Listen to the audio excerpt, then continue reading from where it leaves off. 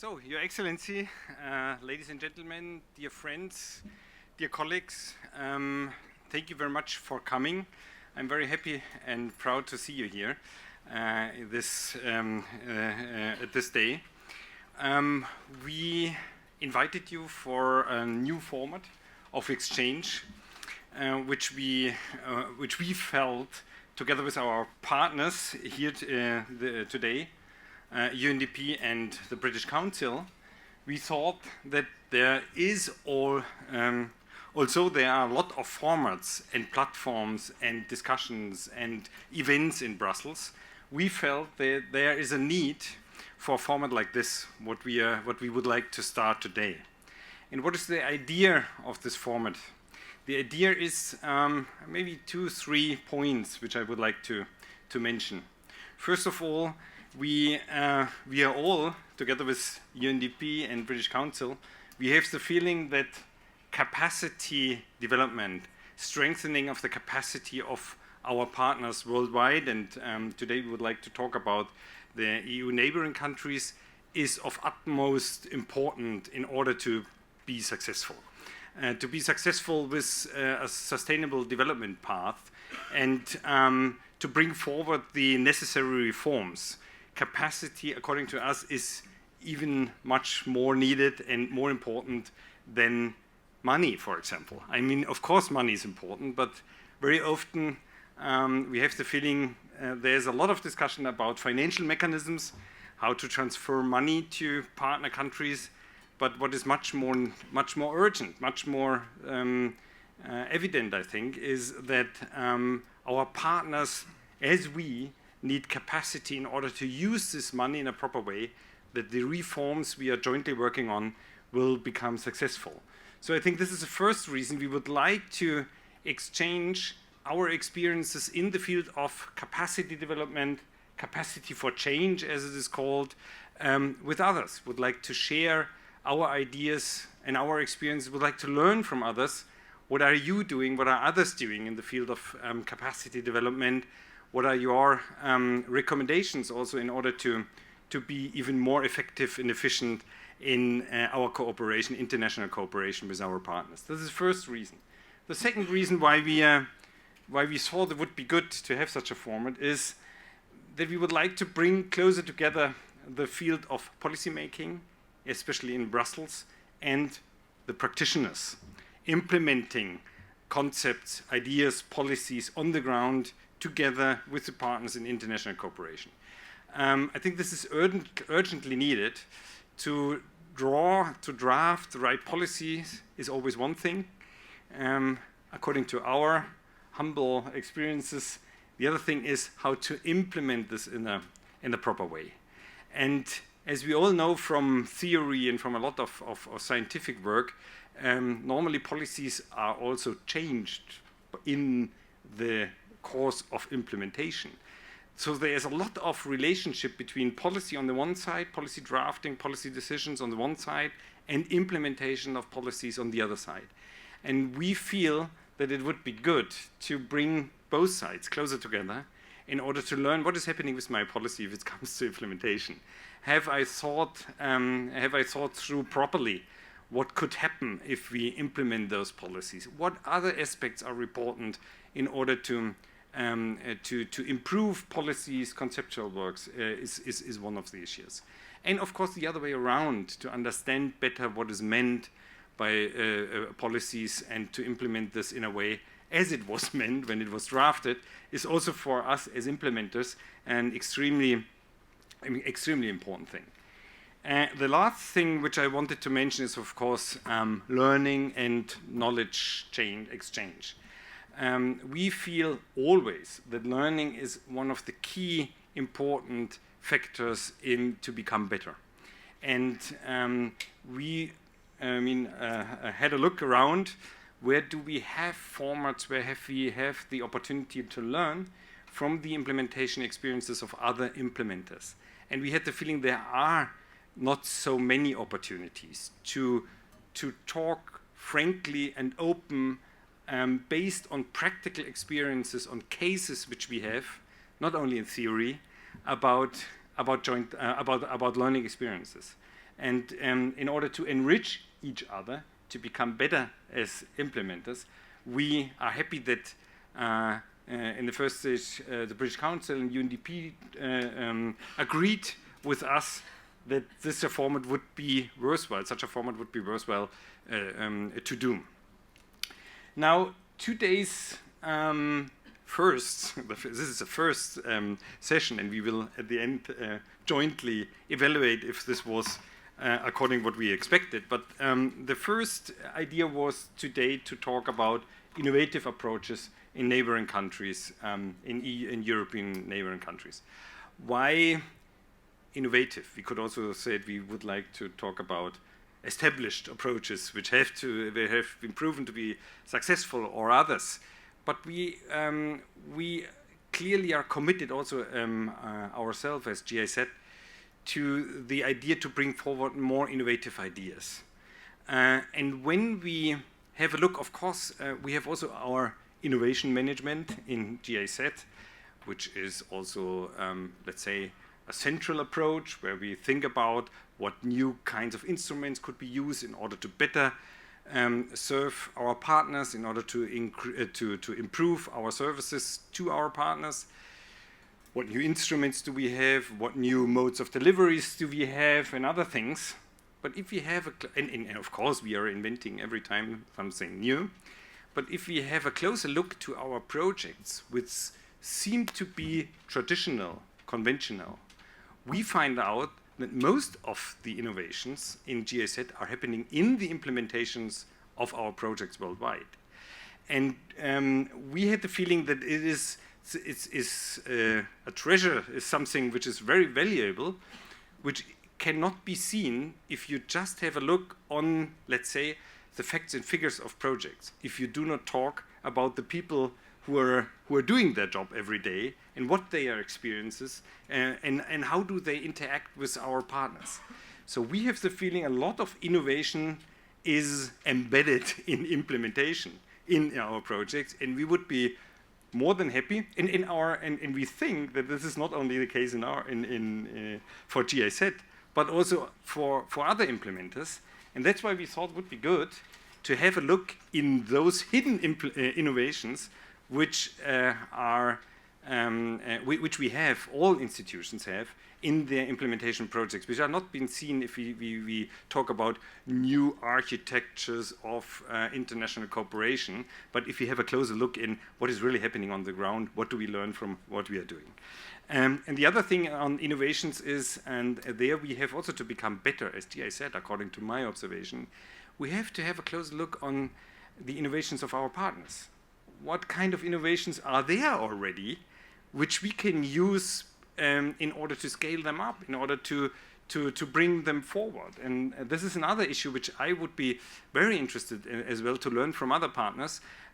What do you see our partners in the government or in civil society or in the private sector are bringing forward as new and good ideas, where we can provide support in order to scale up those innovations to make them even more successful. This is another thing we are always thinking about, we are working on it, and that's why we think innovative approaches is a good idea to discuss here. Originally, this is an interesting story, but I wanted to say this last word. Originally, we had the idea to present in such a similar event just a new publication which we did, which is called Cooperation Management for Practitioners. This was the original idea, and I'm very thankful to our team here in Brussels to say, no, this is not really interesting for the Brussels people, you know, that they come to a session where we say, oh, have you seen this book? This is very interesting. Have a look on site, I don't know what, page, I don't know what. This might not be of interest. First of all, because you should not do something alone in Brussels, you should do it with partners. And I agree, this is a very good idea because we learn from the exchange. And secondly, such a book is maybe boring, we need the practical examples. That's why I'm very happy that we have today here some of our examples, which will be introduced in a minute by my colleague Horst Fischer. But still, I would like to draw your attention to this publication. Why? because what we did here is an interesting try. We try, this is already, let's say the whole story is already 5 years old. 5 years ago, we tried to find out, after having seen that our original instruments for planning, implementing, evaluating projects have been a little bit, they came into a situation where we say, are they still appropriate regarding the projects we are running? Projects which are very much intervening also in very complex social and political environments. Are they proper? Is it proper to plan like we planned 30 years with logical frame, or with it was called in GIZ ZOP, goal-oriented project planning? This was all very nice and was all very successful, but we have the feeling that coming to projects which will be presented here, this is not adequate anymore.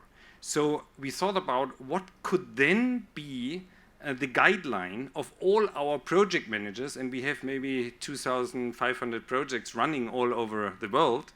What could be the joint language? What could be the joint management approach for successfully implementing projects on the ground? And this was the origin when we started with this one. We tried to find out what are the success factors of successfully implementing projects. We identified 5. You can see them in the book. I will not tell you now. And we selected a lot of tools for practitioners to help them in order to really to bring forward success in cooperation projects. And this you can find here. This is a binding management approach of all our projects all over the world. And we would like to share this with you. Because one, and this is my last word, one of the most important success factors, not only for institutions, but also for each and every program, is learning. And this is why we are here today. Thank you very much again. And now I hand over to Horst Fischer in order to introduce our panelists and our people coming from Serbia, from Tunisia, and from other places of the world. Thank you very much again for your attention, and I hope you enjoy the event. Thank you very much.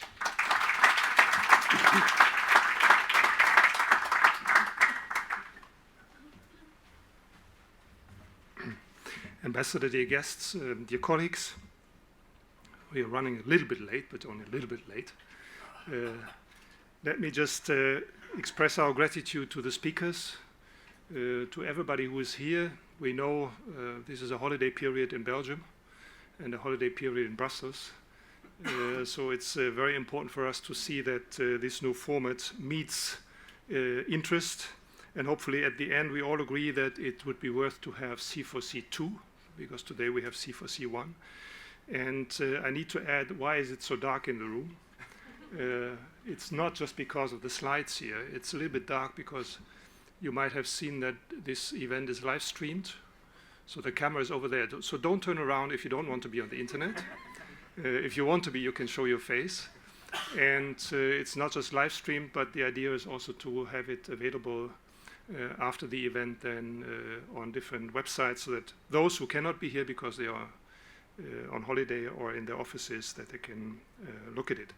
So first of all, we hope that this interest will be transformed into a series of meetings, C4C 2 to 250, with all our colleagues here from different organizations in Brussels. And again, let me thank UNDP and British Council that they joined us. But I would also like to thank Christoph Bayer, who made the time to come here, not just because to present the book, but rather because he's convinced of this new format and the need to have in Brussels an exchange between the practitioners and also somehow to get flesh to the bone. Flesh to the bone means the practice to the policies.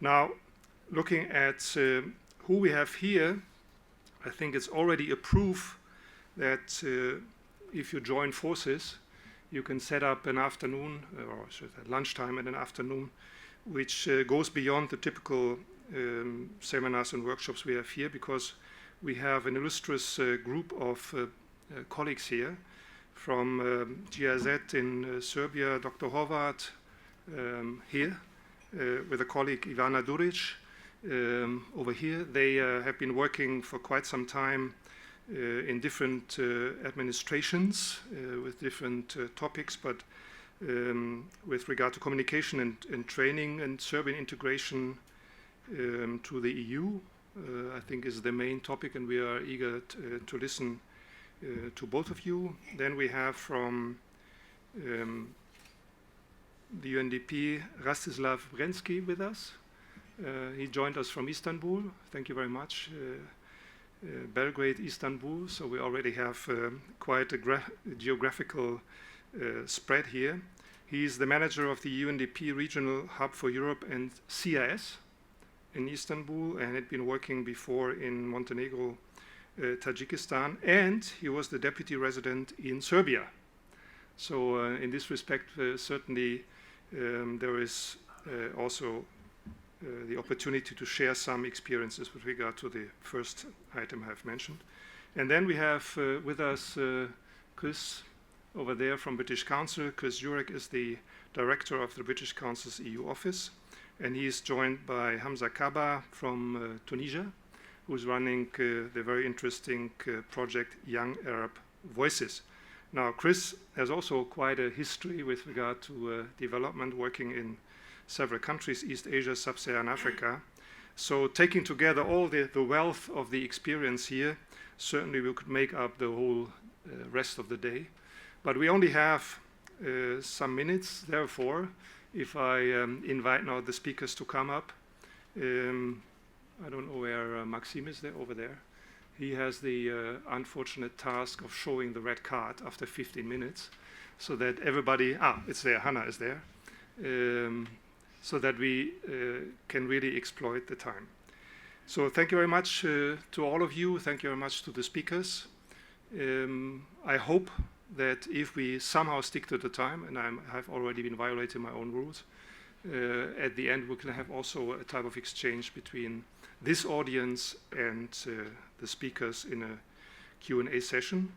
Indeed, for the future, what we are aiming at is to have connected also other groups via the internet, so that they can ask questions, and they will be shown up on the screen either here or in the offices of other organizations, so that we have somehow crossed the borders of the Brussels bubble and getting all those from outside into the debate. So thank you very much again, and I would like to give the floor to you, to both of you, 15 minutes, please. You do it from here? I think so. Hello everybody, I will start very fast in order to keep the time. I'm very happy to be with you, to be invited by the organizers, and our project to be really chosen as something interesting for the broader audience in Brussels. I'm very happy to have with me my dear partner, colleague Ivana Đurić. We are working very close with the Serbian European Integration Office, and we can be good only because we have a good partner. Without a good partner, of course, we would not be here today. And I'm very happy, to work with the Serbian administration on that level, high level, that we can show the interesting stuff we have. Mr. Bayer already made EPP for the book, and I will just proceed with that, but from the other angle, really from the angle of implementation. So we have two topics here as introduction about what really the EU accession negotiations are and why this might be interesting also after the EU accession negotiations, when the EU will be, I don't know how big, but maybe we'll go to Africa, to Asia, with the experience of accession negotiations, of course. And the second part is then really learning and innovation in GIZ. This is the fifth success factor in the Capacity Works model developed by GIZ, and here we are talking mostly about that to show you, how we are working, why this approach is interesting, and how this approach can be spread also to other partners, institutions, beneficiaries, and so on. So what is it about when we are talking about EU accession negotiations? Here you have a very nice chart where we can compare different countries of the Western Balkans how far they are in the EU accession negotiations. On the vertical angle, you see the steps from the bottom to the top. What are the steps, milestones, from the feasibility study to the full membership. On the horizontal axis, you can see the number of the years needed for each of these steps. For example, you can see here where is Serbia. So the arrow is just before opening the first chapter. And we expect really that the first chapters, negotiation chapters, will be open by the end of this year. And we are happy to have His Excellency, the ambassador to the EC, the Serbian ambassador, with us. It's really a privilege, you know, to show the importance to both this event and to the expected results of Serbia by the end of the year. I will come to this chart then also in the second part, but still here, even more complex, you know, if you want. So how we are working? We are working really accession negotiations on the political level, on the strategic level, and on the operative level. And this is maybe why this project is interesting, that GIZ we praise to be a technical assistance, but okay, international cooperation, technical assistance. But in this field and in a lot of fields, we are also coming into the field of a political. We cannot avoid this simply. And here you can see on the level of government of Republic of Serbia, coordination body when the ministries are sitting, but definitely strategic level where Serbian European Integration Office is there, negotiation team with the chief negotiator. These are our main partners. And just on the bottom, you see that negotiation groups, as you may know, acquis communautaire of the EU is organized for the negotiation purposes, by 35 chapters, and we have to deal with these 35 chapters, but still to focus also then only on some of the chapters, because well, German technical assistance is very successful, but we cannot substitute the Serbian administration in what we are doing. Therefore, we are developing methodological approaches that can be taken over then by others. Okay. In principle, we have two projects. In the first project, we started in 2012. We are really focusing on coordination, procedures, processes. So the architecture of for the accession negotiations was built up together with the Serbian partners. 2013, the Serbian government accepted or adopted, I would say, 6 rules or secondary legislation and decisions in principle, and this now is functioning. So this is really the impact that what we are interested about. Later, Ivana will tell you also one part of the project where we are talking about the capacity development training, where we can show also the numbers. But here we are really happy that well, we were on the right time, on the right place. The follow-on project that is going on now, we are focusing now on the policy analysis system. So I would say this is a fil rouge now on the second of the second. So why policy analysis system? Policy analysis system, again, is a horizontal issue of all the ministries, all the negotiation chapters, and this is, again, interesting for the beneficiary, for the partners to work with us.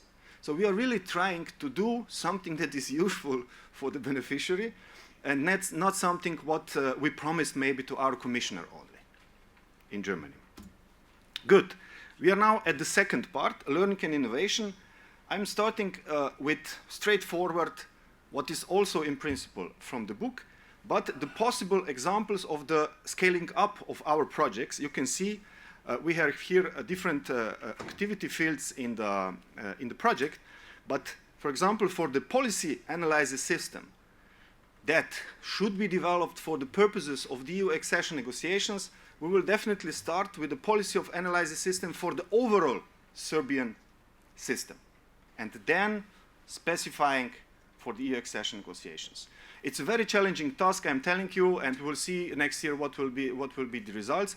But I believe that with the cooperation as it was till now, we can be just successful.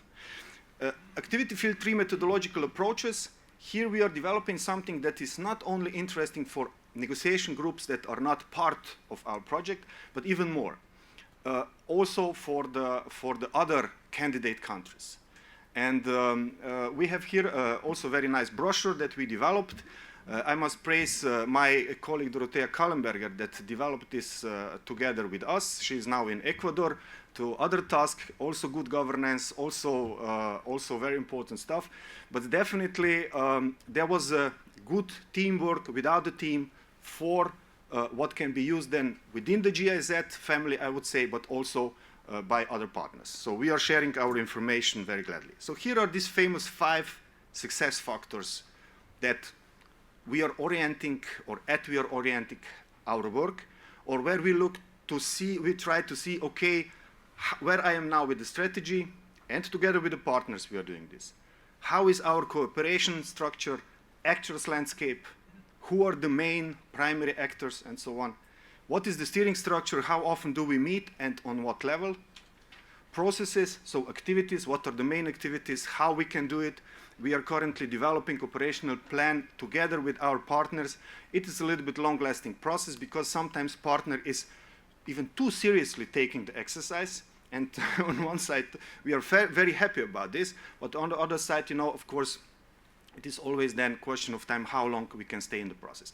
And then the end, so last but not least, learning and innovation. And in our work, when we started this project in 2012, also thanks to Christoph Bayer sitting here, you know, we were always looking, from the very beginning, we were interested, okay, learning and innovation. This is an interesting project, what we can learn then also at the end.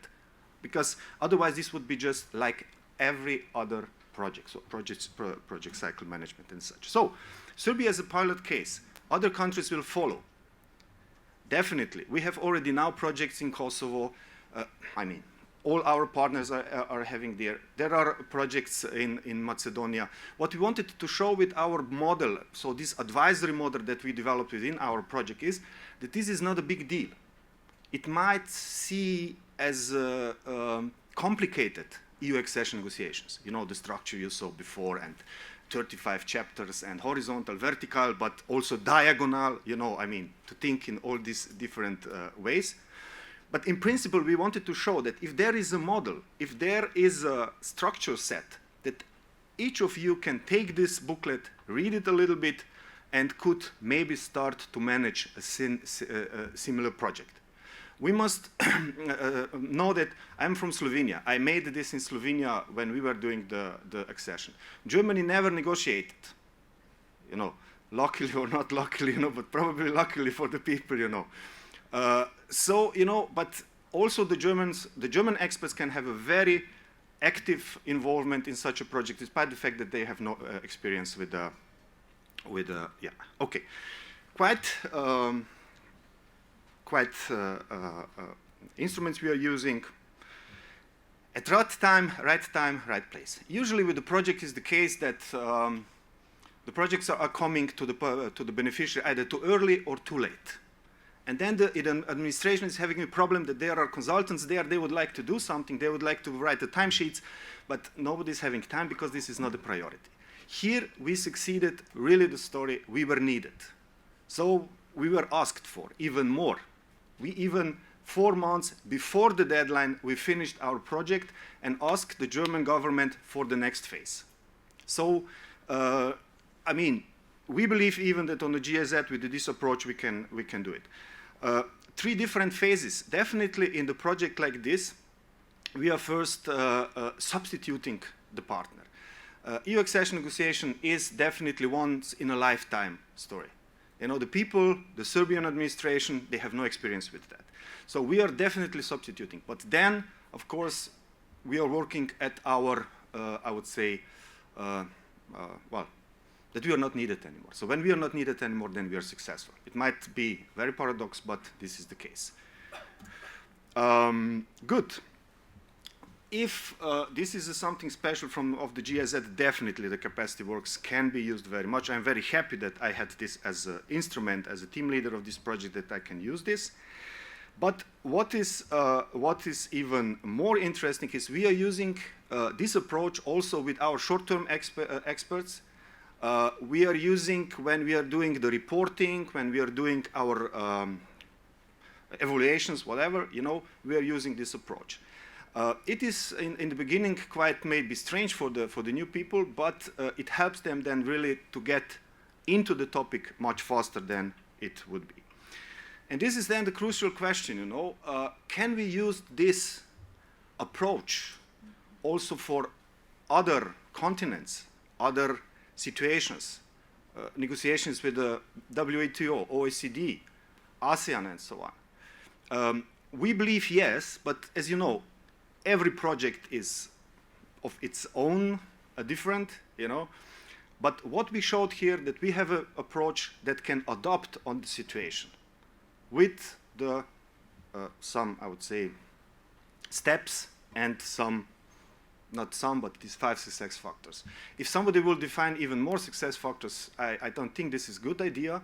It should be more than 3 and less than 5, because then people can count. If it is less than 3, then people believe it is not serious. If it is more than 5, you know, then nobody can remember. But this is really an optimal story. I would like to ask Ivana now to present a part of what we are doing this, and this was really that had impact for the administration. Ivana. Okay. Thank you very much. Now I have 30 seconds or so.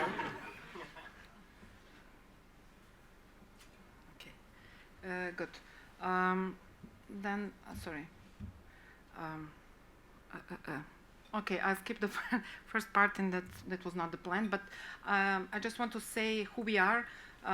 Serbian European Integration Office is a government technical body responsible for all those activities, established 11 years ago. We are dealing with coordination of the accession process, harmonization of law with the EU acquis, planning, programming, monitoring and reporting of EU funds, cross-border and transnational cooperation. Translation coordination means actually preparation of the national version of the acquis, communicating the EU, and we are performing right now as a secretariat of the core negotiating team with you. So many tasks, and the last one is actually the one who is supporting all those processes within the office, but also within the Serbian public administration, and that the actually responsibility that is given us by the law and civil servant. We are in charge for organization of training on the EU matters, of course, in the cooperation with other government institutions. And the main goal of that activity of ours, which is closely related to the GIZ project that we are implementing all together with GIZ, is to strengthen the administrative capacities for the accession to the EU, and of course to promote EU ideas and values in a way throughout that business. Our main target groups are civil servants, of course, but not only them, but all relevant stakeholders, meaning CSOs, journalists, business community, trade unions, you name it, they're all there.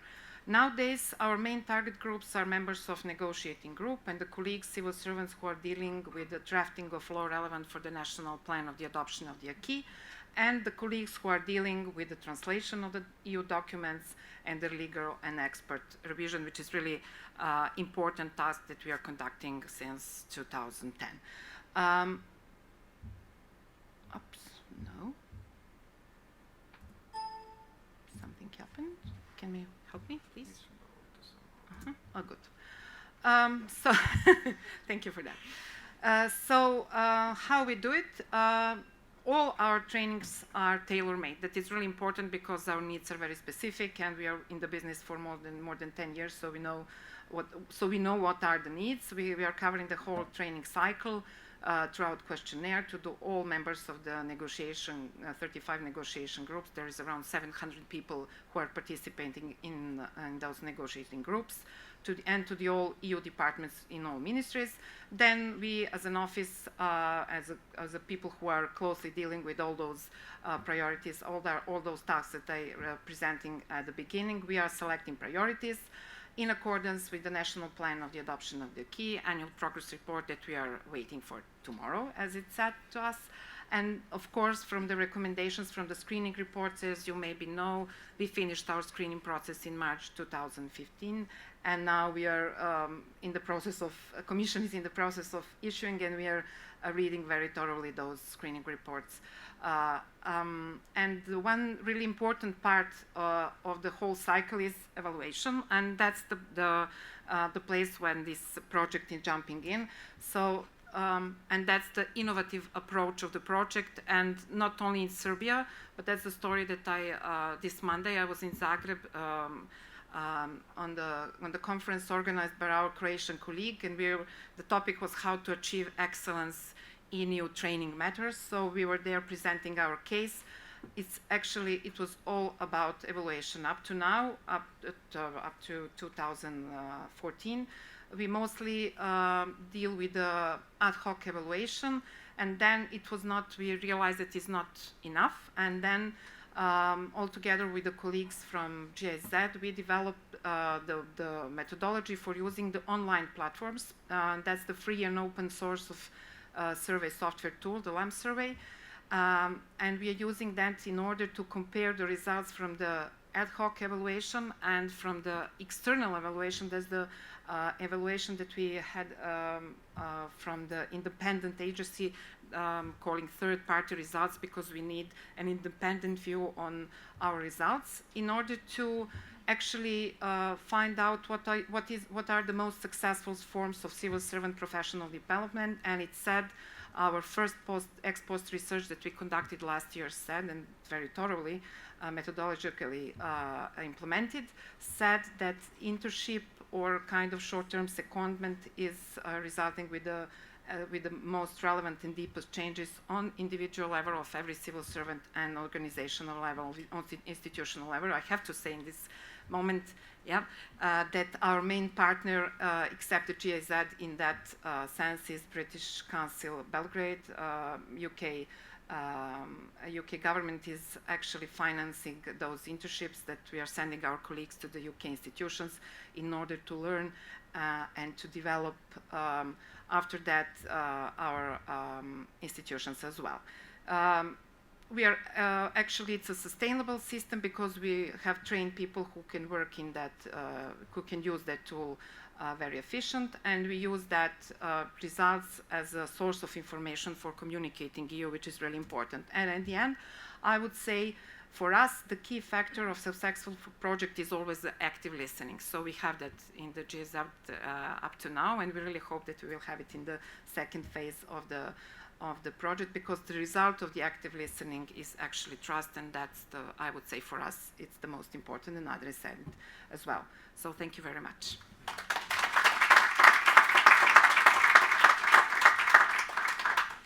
So please, we continue immediately. Thanks a lot. I'm happy also to learn a little bit more about the edge riders. Yeah. So it's nice to continue after Ivana, with whom I worked in Serbia, and after Andrej, with whom I worked in Slovenia. So Europe seems to be big, but actually is quite small. So I would like to take you in next 15 minutes on innovation journey, what we have done in UNDP. It's definitely work in progress. It's for scrutiny and for further discussion, and I would like to speak from my experience, not only from Istanbul, where I have the pleasure to lead a team supporting 18 country offices across Europe and CIS, but also in Montenegro, where I was UN resident coordinator and UNDP resident representative, and where we actually started. So why did we do it? The main reason is that we really believe that development is not business as usual. It has to be something else. It has to innovate. It has to change. It has to bring better quality. And for that, we really need to innovate. We don't have to always invent, but we always should start for doing better. Around 2010 in UNDP, we decided that we are going to do it more systematically. We hired people responsible for knowledge and innovation from outside of the organization, and we started to experiment. Montenegro was one of the 3 case studies, together with Kyrgyzstan and Moldova, and we started to look at how to bring innovation into our business practices. We went step by step, and at some point, we had enough expertise in the organization. We believe that in rather small Montenegro, we organized a first ever global innovation event, where we had 29 countries participating, opened by Deputy Prime Minister of Montenegro. We had 16 country offices.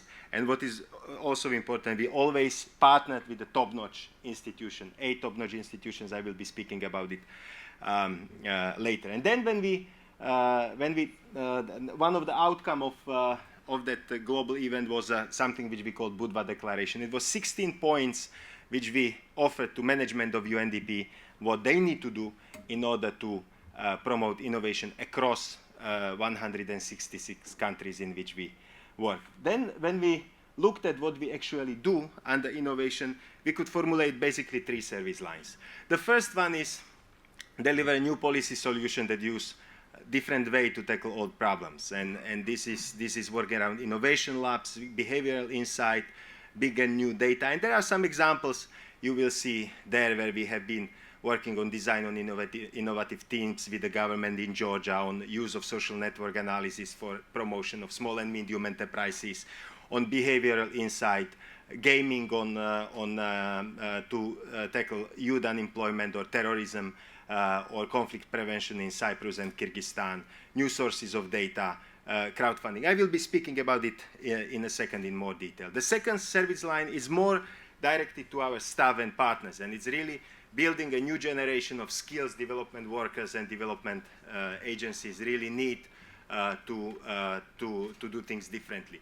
Open policy making, human-centered design, rapid prototyping, etc. And the last one is we really invested effort into really seeing where the horizon is and where the research and practice is moving through horizon scanning, market intelligence, social media analysis. These are all very concrete tools. And what is very important, it was never standing alone. We always wanted to integrate these seemingly smaller interventions into our broader programs we have been implementing, whether in local governance or institutional development or energy efficiency, etc. And when we looked at examples from all the region, we just realized that we have covered almost entire region. And we decided to prepare something which I brought with me. It doesn't look that nice because we decided to do only e-copies, so I just printed a couple of copies for you from our website. But please do go on our website and you will see all the case studies. 20 case studies experimenting with innovation on different fronts. You can go into more details country by country. I would like to focus on few. I would like to say a few words about Armenia, Georgia, Moldova, Macedonia, and Montenegro. So this is, for instance, Open Government Innovation Lab website from Armenia. Government of Armenia asked us, Prime Minister's office, that they would like to have more say of the citizens in their reform agenda. And we created with them user-centered innovation lab, which is concentrating on the issues you can see over there. Now there is local government challenge, there is a challenge on climate change, it's working on human rights promotion, etc. In other projects in Armenia, where we were supporting local governments in supporting their interaction with the citizens, the problem was the citizens were not participating in policy making. Town halls meetings were not attended. So we put together something which we call micro-referendum tool initiative. Number of municipalities now in Armenia has an SMS tool through which they can check directly with the citizens what they think about different options they would like to take. This is example from Georgia. We couldn't work at some point in Abkhazia on conflict prevention programs. We were not allowed. So we designed a platform, an SMS tool, which was able to monitor a situation and maybe brewing conflict there in real time. Now it's used for monitoring of the elections or monitoring of changes of the situation.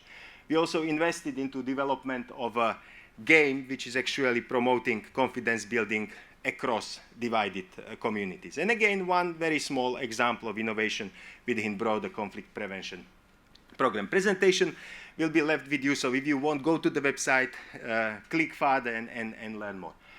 Now, again, Innovation Hub Lab we put together with the government of Georgia. If we move further to Moldova, this is again innovation lab we have with the government of Moldova. It's called MILAP. Fantastic, in my view, things which have been done with involvement of the citizens and users. We have been redesigning a local level mental health service provision. We have been designing with the police and citizens a new police station to improve transparency of policing services. We have been, for instance, collecting suggestions from the citizens on education reform. We have been improving treatment of TB patients through behavioral insight and direct observation of the treatment. Again, inducing innovation into our broader programming. We are moving to Western Balkans. This is the example from Macedonia, where in Prespa Lake area, which is national park, as you may know, but it's also land heavily used for agricultural production. So we used again SMS system, which informs farmer about the right time to use pesticides and fertilizers. We have online monitoring of the humidity, temperature, wind. It reduces 30% use of chemicals and significantly improve the yield. We also created a game, which is basically through playing a game, it's teaching young farmers sustainable agricultural practices. We are also experimenting with challenge. Challenge means asking people to provide crowdsourced solution to some of the issues. This is in a run-up to Paris summit, a climate change challenge in Macedonia, resulting in 100 innovative solutions how to reduce greenhouse gases. You see very broad partnership. A lot of celebrities, Macedonian celebrities, participating in it, promoting the idea. And now, finally, Montenegro.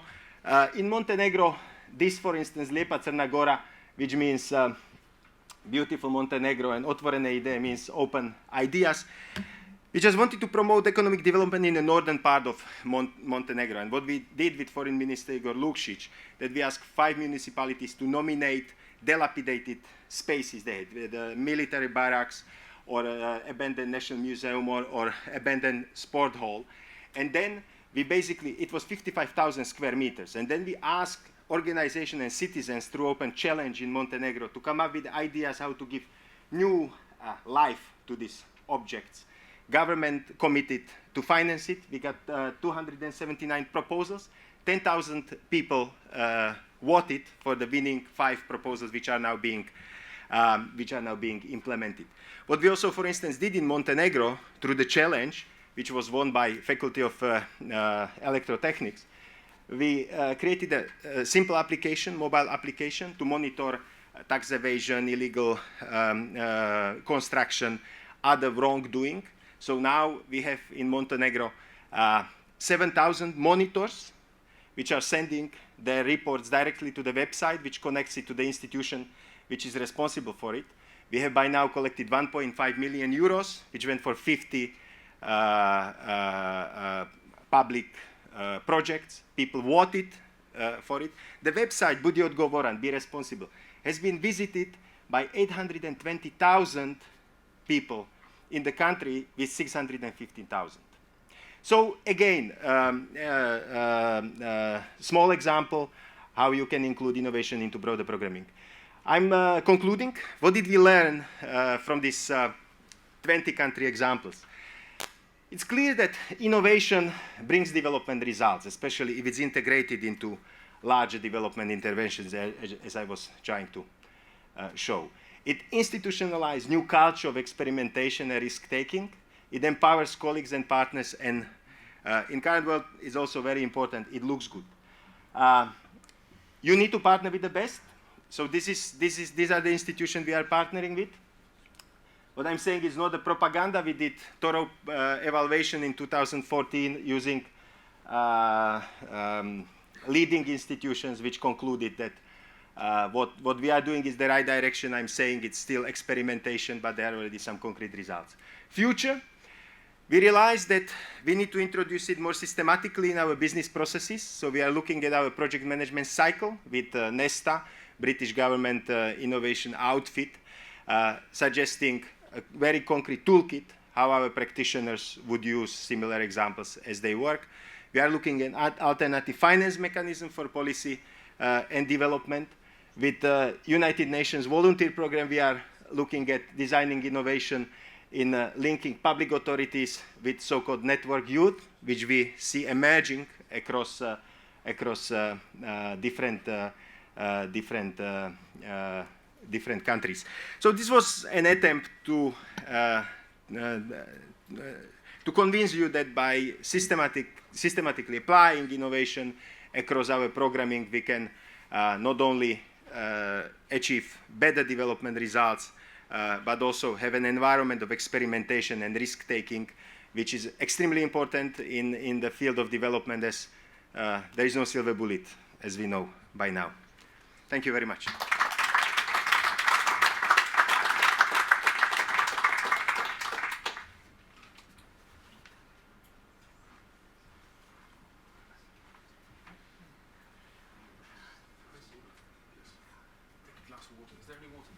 We continue immediately with the young Arab voices.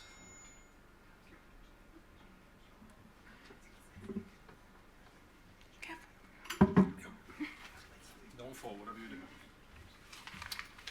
Good afternoon.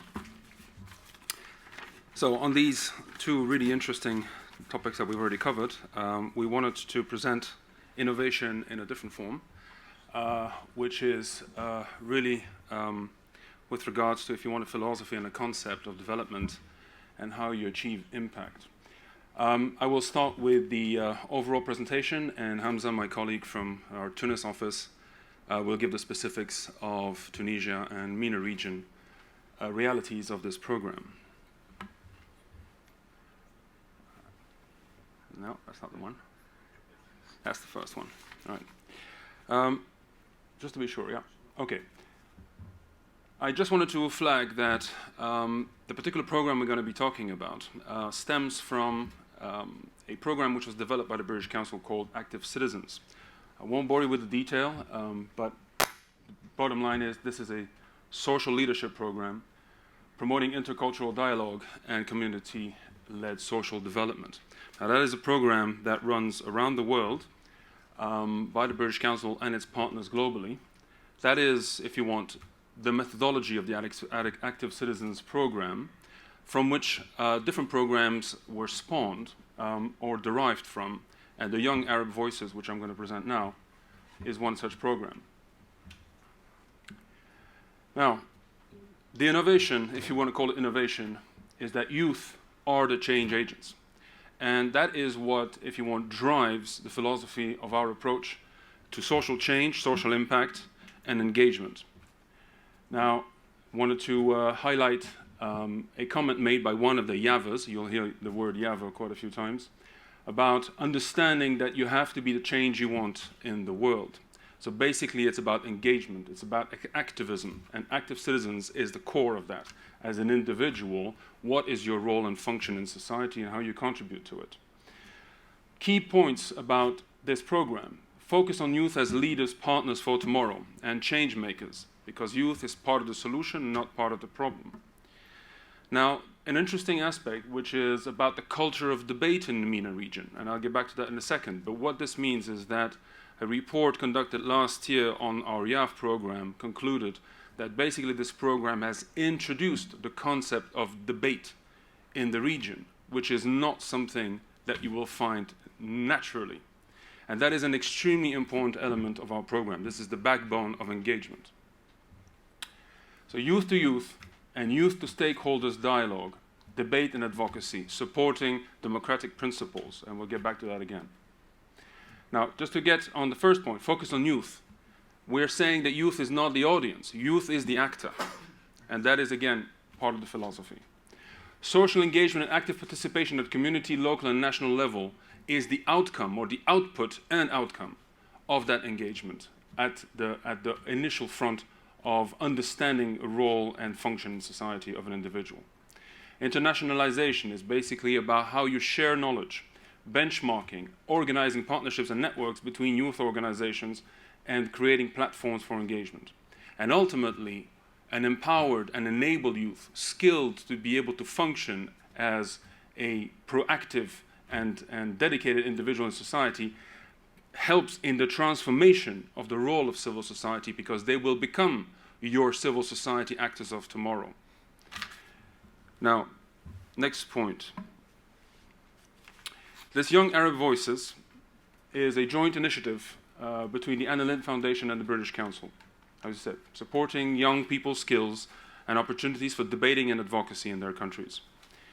It was launched in response to the Arab Spring in 2011, which we all know was largely spawned or helped or sponsored and advocated by youth. They needed, there was a new demand for a public voice, an accountability, a realization that youth had concerns, had needs that needed to be actually voiced in the public. So this program has been leading in creating debating clubs in schools, universities, NGOs, and cultural centers. As you can see, the scope from a geographical point of view since 2011 basically covers most of the countries in the MENA region. And as you can see, the beneficiaries, principally young people between 15 and 30, straight into high school, right up to university years. CSOs, NGOs, public sector, universities, high schools, media, student bodies, youth centers, all those where youth can actually play a proactive role and impact change. Very briefly, on the Young Arab Voices as it stands today, these are some of the figures to actually talk about the involvement and the level, if you want, of engagement on different levels. As you can see, a lot of social media, which is the backbone, if you want, of the exchange between youths, how they actually interact with each other, but how they also formulate. And I'll get to the details about debating skills and how they formulate their concerns and their needs. Now, I will very briefly, just to lighten a little bit our session, provide you a short video. So that's funny, a streaming live video of a video. Well, anyway. So a video of the Young Arab Voices as seen through the youth themselves. Now beware, they're passionate, they're young, they speak fast, and they speak in Arabic. So you're going to have to upgrade your fast reading skills for the captions below. All right, so I click on something, on the link. All right, let's do it.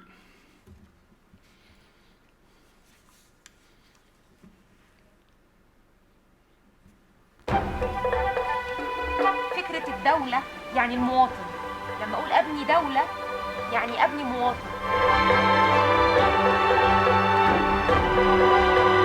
لو سمحتي بس نقطة، لا تتكلمي عن الماضي لأنه نحن بالحاضر عم نحكي عن أشياء عم تعملها الحكومة هلا. تقدري تعيدي سؤالك؟ تجربتي مع صوت الشباب العربي هو برنامج موجه للشباب بيحاول يتبنى وجهات النظر المختلفة. صوت الشباب العربي وضحوا لي مفهوم المناظرة. المناظرة هي عبارة عن نقاش أو بنقدر نحكي حوار. ثقافة ديال الاحترام الآخر، طرف مؤيد طرف معارض. فرق متكونة من عديد الأشخاص. تتجمع الشباب باش يحكيوا وباش يتناقشوا على قضايا. بهدف لأنك تتوصل لقرار. نقنعهم بحاجة اللي هم ما همش حابينها ولا يقنعوني معناها وكاول. نسمع الآراء ونجاوبهم على تساؤلاتهم. تجربتي هي الكلمة بدور عليها. تجربتي مع صوت الشباب العربي. هلا أنا إذا بدي أحكي عن رأيي بهذا البرنامج غير الكثير من الأشياء، بحسن المهارات الشخصية وبصقلها، بتخليك قادر على التواصل مع الناس. تعلم كيفاش تعبر عن رأيك بكل حرية. أتقبل آراء الآخرين وأنفتح للآراء الأخرى. وبنتهي الموضوع بأسمع وأفهم وبعدين أحكم. صوت الشباب العربي وصل المفهوم كثير منيح للشباب، وصل للمرأة. أنا كبنت في المجتمع، أنا بمثل نصف المجتمع، فأنا حقي أوصل صوتي وأبين للعالم إنه المرأة زي الرجل. نعرف كيفاش نحاول. منذ اندلاع الثورة في تونس وجدت نفسي أواجه وأتحدث. عيش، حرية، عدالة اجتماعية. الشعب لازم يبدأ يتحاور ويتعلم طرق الكلام الصحيحة. لا تنغمسوا في ثقافة رفض الآخر وفي ثقافة التطرف. Young Arab Voices أحد الحلول الناجحة. مشروع بجد مهم جدا لشبابنا. صوت الشباب العربي غيرني من الناحية المهنية ومن الناحية الاجتماعية. برفض فكرة إنه هذا البرنامج يوقف. أعتقد رح نخسر كثير. لأنه البرنامج بصراحة استفدنا منه. عمل على صقل شخصيتي، عمل على زيادة ثقتي بنفسي. اللي أنا أخذته أعطيه لحدا غيري. تجربة رائعة جدا افتحوا أعينكم على ما هو جديد، ولعل باستماعكم إلى ما هو مختلف عنكم قد تغيرون ما كنتم قد بنيتم عليه آراءكم. شكرا، نكتفي بهذا القدر. ألف شكرا. بس. All right. I got my ticket for the long way. She's great, but it's too long. Too much whiskey for the way. All right, so anyways, so what we wanted to really talk about was the outcomes of that engagement. What we're talking about is young people able to operate as a social and economic actor with confidence, teamwork, with public speaking skills, organization of thought, critical thinking, building a sense of a case, argument, debate, exchange, learn, give, provide.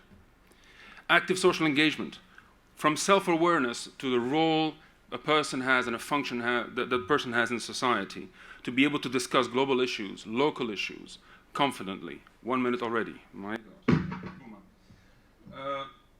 To develop action plans, suggest concrete and innovative solutions, and contribute to policymaking, influence policy. You turn ideas into projects.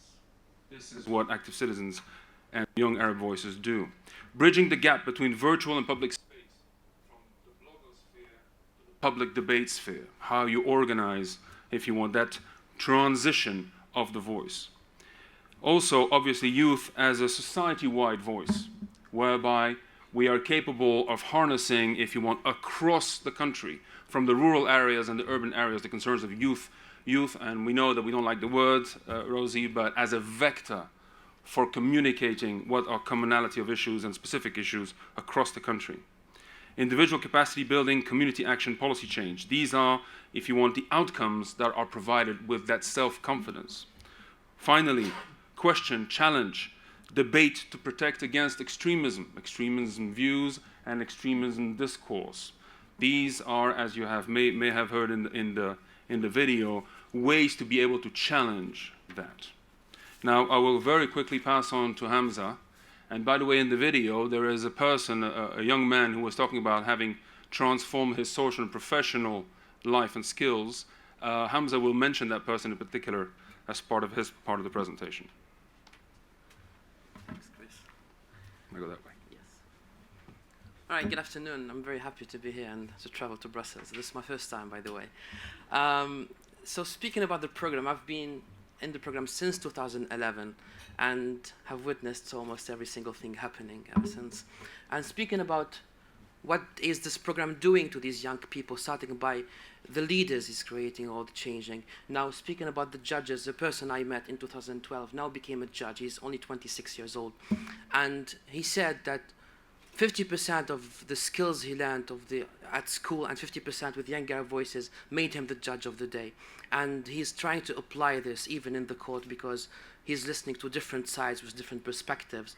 And the young Arab voices equipped him with these skills. We have people who became lawyers, teachers, activists, entrepreneurs, and many people are CEOs now of their own organizations and also leading in the society thanks to the skills they of Young Arab Voices. Because Young Arab Voices is not only a program where people come here, debate a topic, and they go home. No, they debate the topic, they learn the skills and try to apply them afterwards in their personal life. Now, speaking about the youth-to-youth dialogue here, in the regional level and the national level, Young Arab Voices brought together these young people that are debating very, very important topics. For example, the young people of the young politicians were brought to one of the series of the training session and used the YAV methodology and formats and debated important issues. Now here it's not easy, to be honest, to bring young politicians in Tunisia, especially after 2011, because they are very excited and they are influenced by the older politicians, but they did it, and they were trained on debating skills by young people, and now they are using the YAV methods and formats to debate the important topics. Also, speaking about the social engagement, the Young Arab Voices debate the issue and then afterwards try to provide solutions to the problem, and these solutions were converted to projects. Now, I call here one of the projects that emerged from the Young Arab Voices debates is the participation of women. Some people said many women in Tunisia do not know their rights, and they are not taking an active role as entrepreneurs or not even starting their project in certain areas of the country. And here, one of the NGOs, after the debate they had about the women participation, they started this project of training women on entrepreneurship. Another project emerged from the Young Arab Voices, the Cafe Talks. The Cafe Talks, people said in their region, the older people do not have a space to talk, do not have a space to discuss very important issue in the local community. And here, after the debate, they started this project, and now it's working in the south of Tunisia. Now also there are plenty of opportunities international level. These young people now travel around the world and tell the people that this is what is happening in the MENA region. This is what the young people of Tunisia, of Egypt, of Algeria, of the 8 countries in the MENA think about the global issues, the participation of women, also what is happening in Syria, the extremism, and they discuss this with a formal way, bringing solutions to the table and suggest some projects, and of course take an active role. Now we have UK Week, a group of Young Arab Voices was just in the UK 3 days ago, where they met people from the MPs, from the Parliament, they met people from BBC Arabic, they met important people in the UK, and they had debates with King's College students. And here there is an exchange and there is a dialogue. And without dialogue, we cannot know what is the person thinking about and why he or she is building that opinion. So instead of making assumptions and building conclusions according to these assumptions, these young people discuss, understand, and then judge. And speaking about the civil society and government state here facilitation, our role was helping some or providing these young people some skills that help them in taking an active role here.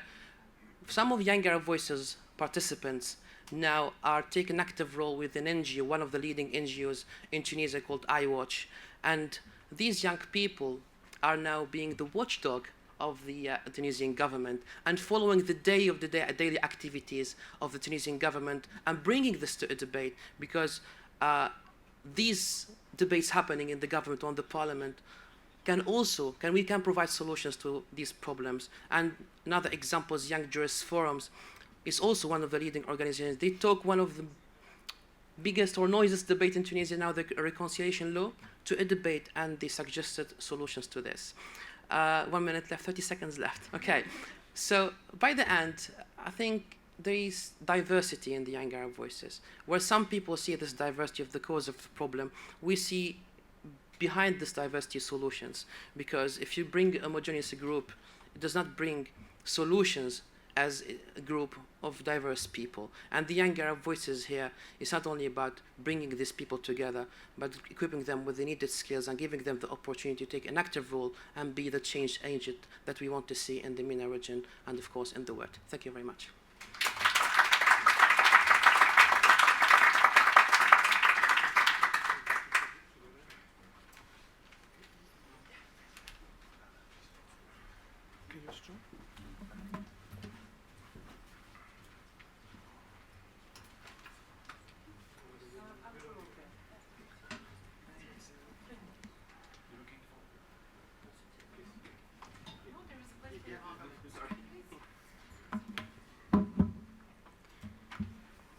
So as we had in the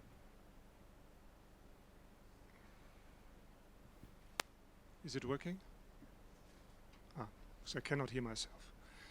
So the idea is that we use the opportunity to have the group of the speakers here and ask some questions. I don't know how you felt, but I think it was a very rich list of presentations with also some interesting ideas how institutions tackle innovations and what are the ideas on the strategic level, but also on the level of the implementation of projects. Obviously, we have been dealing with very diverse projects in different regions. Anyhow, I think there are at least 5 general observations one can make. But let's wait for the questions and the answers. So I would like to invite you, if you have questions, we have one other microphone, I believe, it's over there. questions, comments?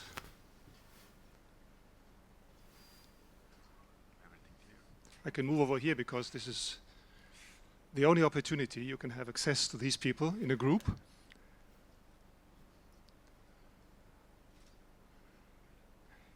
Yes, please. Do I have to present myself? Yes. My name is Bordianu Mircea. I'm former coordination officer of United Nations in Moldova. Currently, I'm doing business analysis for corporate level at the global level. But looking backward to my experience, my question is related to the capacity substitutions.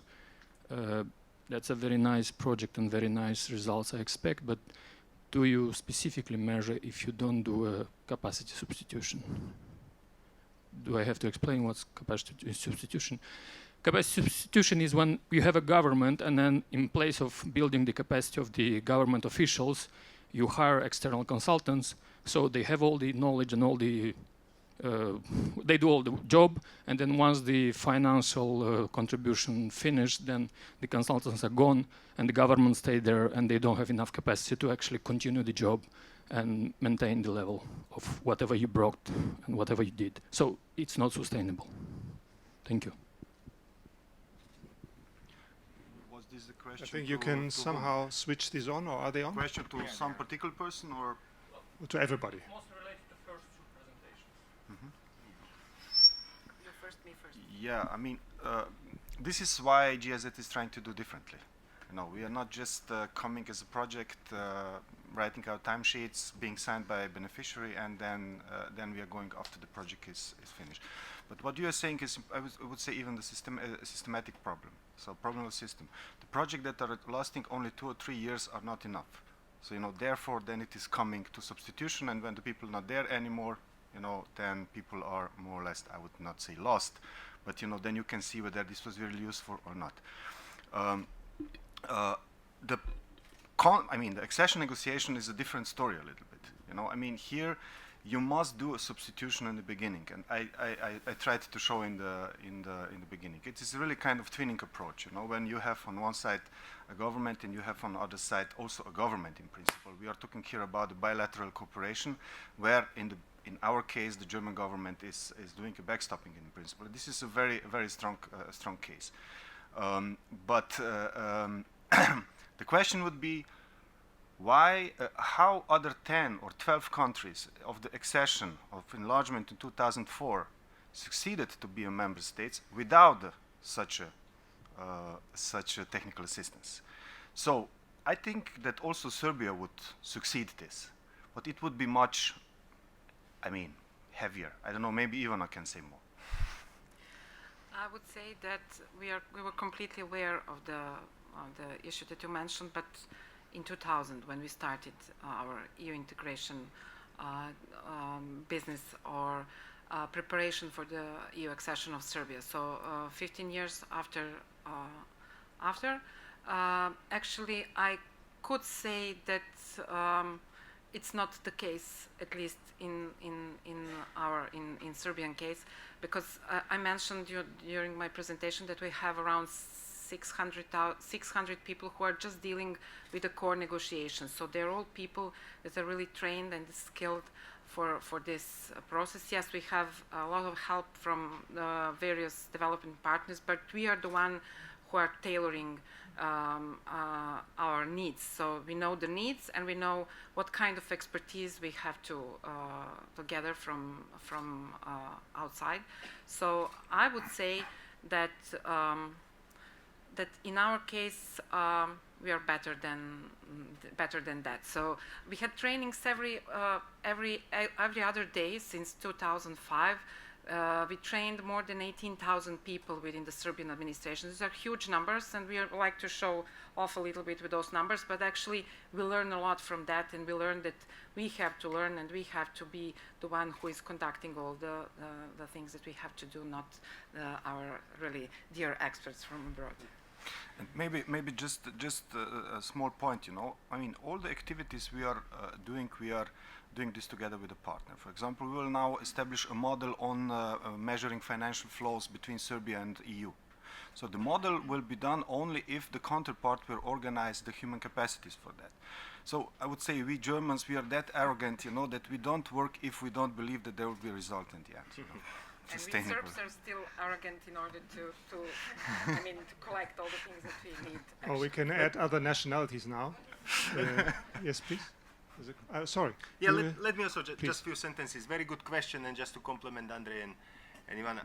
And I think in all three presentations we were trying to make the case that if you design your intervention differently, whether it's called co-design or whether it's called of user-centered design, where you actually bring already a design stage, not your client, but people who know what is the issue, not us coming from outside to tell them what needs to be done, whether it's SEO or youth or many different kind of groups in my 7 or 8 examples. I think it's exactly addressing the issue of capacity substitution you are saying. So I hope we at least try to make the case that this is the way to go forward to address this issue as well. Mm-hmm. Chris, you also want to add, or? No, I think this is a really specific one, but I just wanted to say that in relation to capacity per definition, I mean, as we're saying, for us, if you start from very early on, if you want understanding, if you want from a capacity point of view, what is the role of youth as a future leader, getting them engaged from that very, very beginning, if you want, chances are that you won't need substitution as much as you do in the current context that you were mentioning. Yes, unfortunately, well, I'm Serbian, so you will not change the nationality, as you said. Well, hello to everyone. I'm Sandra Radulj, and I'm a community manager in European Innovators Forum here in Brussels. We work a lot with young entrepreneurs on innovation, in our case, digital innovation. But my question would be for Mr. Horvat, Ms. Đurić, and probably Mr. Rastislav, on how hard is to implement innovation on in governments. So for us, I mean, that's not something that we do, but I know how bureaucratic it can be working to work in public institutions, even here in Brussels, and I know in our countries as well. So my question is, how hard is to implement the innovation, innovative business models or models in general in governments? Thank you. Maybe I could answer to this one as well. Well, it might be surprising, but it's not that hard. So that's the beauty of EU integration. So when we started in 2004, there was just a plain field. So, and we invented all our core business. So we developed our responsibilities. We introduced a lot of new things in the government business. So I would say that it's not that difficult. So maybe would Andre say from the point of view from somebody who is outside the government, but I believe that maybe in some other circumstances it wouldn't be so easy, but when it comes to this EU integration system or field of expertise, it's not that hard. So people are completely aware that that we have to do the things, so it's better if we use the expertise and to do properly in order to achieve our goals. So. Rastislav, you also want to add, or? Yeah, I mean, first, Andre, maybe. Ivana already mentioned the point. You know, the EU accession negotiation is a political priority. So the politicians are interested. This is a public story, you know, and then everything what the administration is coming with, oh, this is important for the EU accession, they will somehow accept. You know, I mean, what we should see here is, you know, that the EU accession is a reform process. So, and this is what you are saying, innovation. So innovations are not coming explicitly as such, but implicitly definitely, you know. Enlargement nowadays is nothing else than the reform process. So 35 chapters, changing the legislation in order to make it possible to join to the club. Okay, thank you, Rastislav, and maybe you also want to No, I think on this one I'll pass. Okay, please. So I'm actually very glad that I can just second what colleagues were saying. It was not that difficult. I think there are two reasons. In countries we have been working and where innovation labs have been established with the governments were relatively young, including prime ministers and line ministers. Georgia, Armenia, Moldova, Montenegro. Actually, open ideas for Montenegro idea came from former Prime Minister Mr. Lukšić, who just traveled through northern Montenegro and came to see us and say, we need to induce some energy into this part of the country, so how shall we do it? And we came up with the idea of challenge. The second point is that citizens are now much more demanding, and there are ways of expressing their opinion more clearly through social media. Mobilization is much easier now. So government is, in my view, governments are under increasing pressure to deliver. And third point, perhaps open government partnership, which has been initiated some time ago and where government subscribe to follow certain policies, I think played very good catalytic role for many initiatives which have been presented today. Mm-hmm. Thank you. Is your question also on Serbia, or please? Sorry? Yeah, very good. Thank you. Please. Well, good morning. Thanks a lot for the presentations. That were very interesting. I work for ECDPM. It's a foundation and think tank, and we have worked last year on a project on European cultural relations with the neighboring countries. And I was very struck by the presentation on Tunisia, because one of the findings of our research project is really about people-to-people contact and the importance of that. But on the other side, another one of the findings, it's also about the need for sustainable interventions, which means that cultural actors in the neighboring countries are very much wondering about how those interventions can be brought forward in the longer term, and especially about the link between the trainings that are given by institutions and the education systems. So I was wondering if you have any ideas about how to follow up on your project. Thanks. How much time do we have? 30 seconds. That's it. Okay, very interesting and very, very topical for us, because it actually also links with the current discussions that we have on what's going to come to the Council on the 24th of November, which is culture and development. So I think this is smack right where we join, if you want, your findings. Yeah, sustainability, cultural actors. I mean, this is an ongoing debate and an ongoing question, but I do have to say that as part of the British Council, if you want, at least work, and what we are advocating, if you want, in terms of design, and that's part of that innovative approach. It's about, if you want, embedding all these aspects, if you want, in all civil society programs, in all education programs, and so forth. So it's not, if you want, a sub-segment, or no, it is across the board. So that is something which we are working on. I think culture and development a paper as it stands now is a reflection, if you want, of that approach, which is actually being piloted, funnily enough, in Tunisia through a program which will be launched next year sometime, working with the Ministry of Culture. And how, if you want, to embed culture, education, and employability, focusing on youth.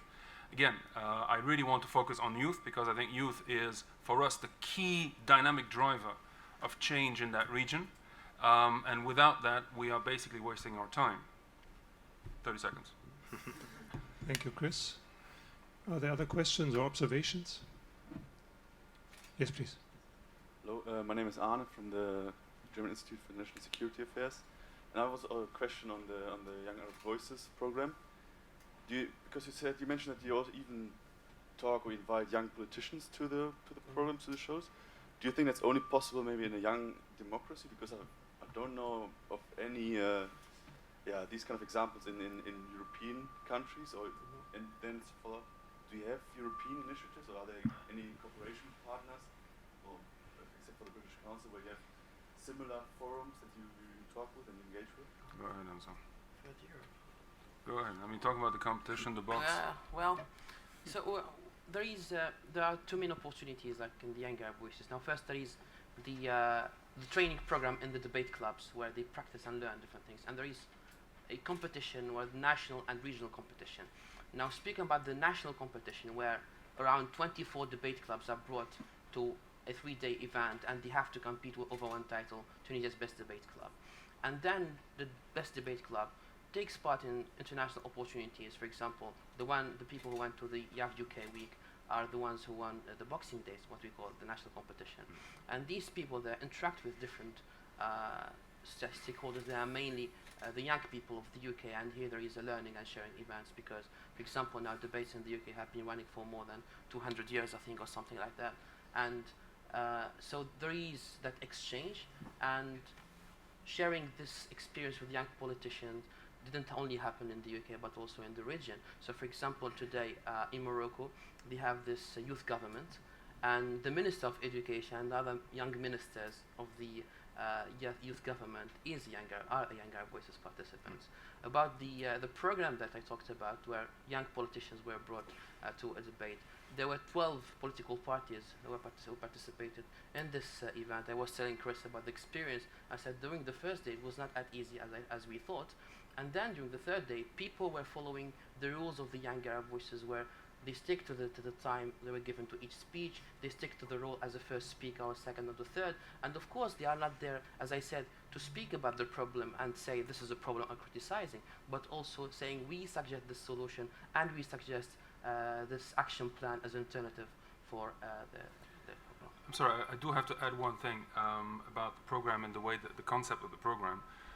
It's a two-part program. The Anna Lindh Foundation focuses on another aspect of the YAF program, which is, I would say, the high-level policy dialogue. Now, the high-level policy dialogue functions in a way, to some degree, as a legitimization from the international community of the work being done by YAF. I just want to give an example where I was saying about that quote from a lady. She was actually quoting Mary Robinson, who was with Jimmy Carter as part of what they call Listen to the Elders, but it's actually the elders listening to the youth in Cairo, by saying we came to you to listen to how you organize yourselves, how that debate actually is bringing at the forefront a national imperative in a particular topic or segment or theme. And we came to hear you, and we're here if you want to legitimize what you're doing towards your own government. We treat you seriously, and we think that your governments, ought to do so too. So it's all part of that, if you want, elevating the level of the dialogue within a structured and argumentative fashion to provide, if you want, maybe not always a consensus, but a clear understanding and mutual respect, if you want, of what are the key issues affecting youth. And that was, if you want, something that actually helps both at the community level, so social action on the one hand, so actually implementing, if you want, what are your solutions that you come up with, but at the same time bringing to the forefront at a high-level policy which has that internationalization. Hence the reason why Mogherini is actually interested to meet the Yavas, because she says, well, I'd like to have the Yavas as part of my consultation process with EAS, which I think is a phenomenal opportunity for us, for them, for everybody. Chris, thank you very much. We have almost exploited our time. Before I give the floor to Christoph Bayer for the concluding remarks, let me just add one point. First, it's good that we can look at it again, at this whole debate. Thank you very much for all the efforts to come from the different cities, from all these projects. When we discussed the topic innovation, we looked at the books, the articles, what innovation really means. And we were, of course, divided among our colleagues here. I have a feeling that now I know what innovation is. Listening to you with completely different projects, but also from different countries, my feeling is there are at least some elements which are the same in all these projects. And it was very interesting, and I don't know whether Christoph also refers to that. So I just wanted to mention just 2 points. Striking to me is the role of technology in all these projects, the way in which it is used to advance the project purpose. Then the second one definitely is the number of actors which are involved in all these projects on different levels. And from the 5 points I noted down, just maybe the third one, obviously without the active role of citizens and those are involved, it would never work anyhow. But to conclude my moderation here, my feeling is that listening to the different presentations, I think we have also for the Brussels bubbles a much better picture of what it means to work together. I mean, I just learned that somehow in Serbia we are working also together with the British Council, and there are some other connectors. So in this respect, I found it extremely interesting. I hope you too, and I will give the floor to Christoph.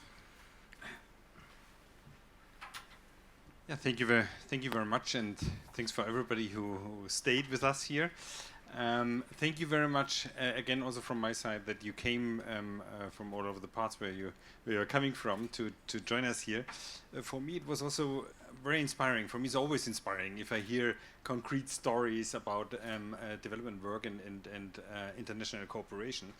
I think we have to think about after the session, maybe jointly also with you, what can we improve also regarding this session. You know, it came into my mind. It was extremely rich, but wide as well. Extremely wide on the examples. We talked about how to deal with innovations. We could have a whole session about this issue as an organization, but we talked also about very, very specific cases.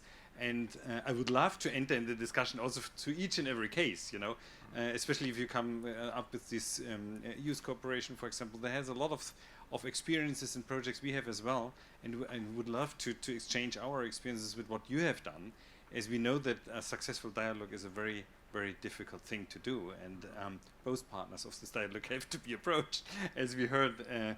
Or the other question on how difficult is it to bring forward innovations in bureaucratic systems or in governments.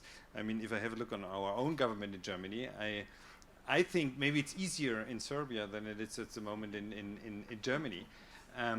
But if I see where innovations are happening at the moment, and we have innovations, then you need definitely, obviously, a certain pressure where you have to move, you have to do things, you know, and especially in times of crisis, I have the impression that things are easier to change, and a lot is being changed at the moment in the German government as well.